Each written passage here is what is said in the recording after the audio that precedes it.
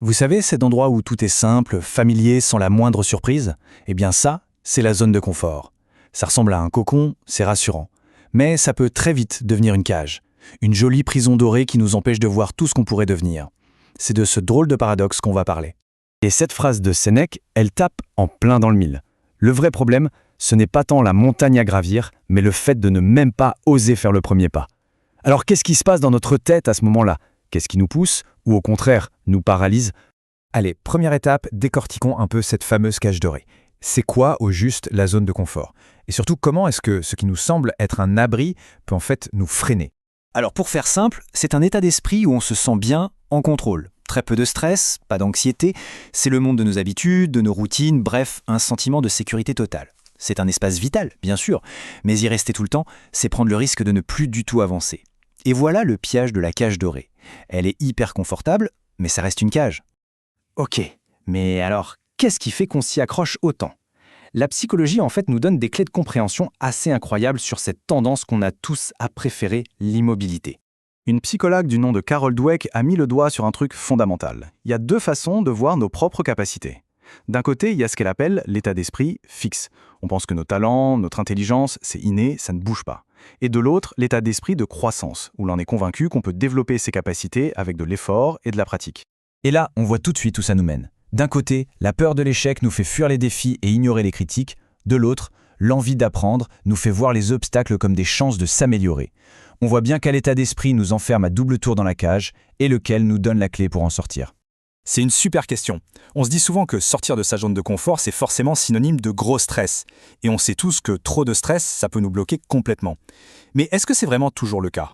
Eh bien, pas exactement. Il y a une vieille loi en psychologie, la loi de Yerkes-Dodson, qui nous montre quelque chose de contre-intuitif. Pour être au top de notre performance, il nous faut un juste milieu de stress. Pas assez de stress et on s'ennuie, on stagne, trop de stress et c'est la panique, on perd nos moyens. Mais entre les deux, il y a cette zone parfaite où le défi nous stimule juste ce qu'il faut pour se dépasser. Du coup, l'idée n'est peut-être pas de sortir brutalement de sa zone de confort, ce qui peut faire assez peur, soyons honnêtes. Et si on changeait de perspective? Et si on pensait plutôt à l'élargir? Un autre psychologue, Lev Vygotsky, a imaginé l'apprentissage comme 3 cercles. Au centre, notre zone de confort. On maîtrise tout, mais on n'apprend plus rien. Tout à l'extérieur, il y a la zone d'anxiété. Là, le défi est tellement grand qu'il nous décourage. Et juste entre les deux, il y a la zone d'apprentissage. C'est là que tout se joue. On est stimulé, on a le droit de faire des erreurs, et c'est là qu'on acquiert de nouvelles compétences.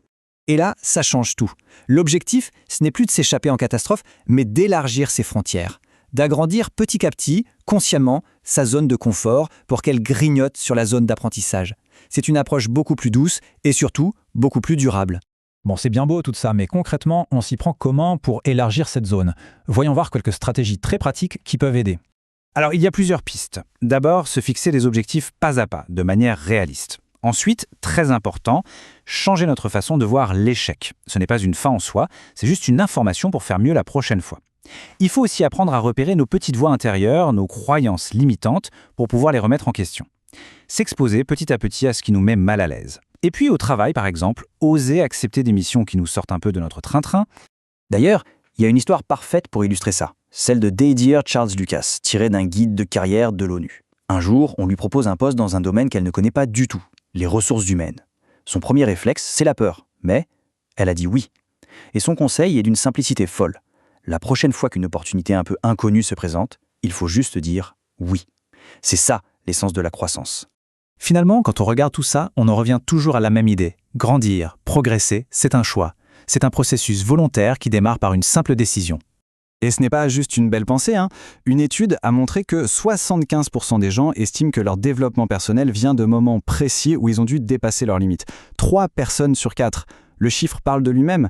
La croissance, en fin de compte, ce n'est pas un grand saut terrifiant dans le vide. C'est plutôt un voyage, un cheminement continu qui commence toujours de la même manière, par un seul petit pas, un pas volontaire en dehors de ce qu'on connaît. Du coup, la vraie question à se poser n'est pas de tout révolutionner d'un coup.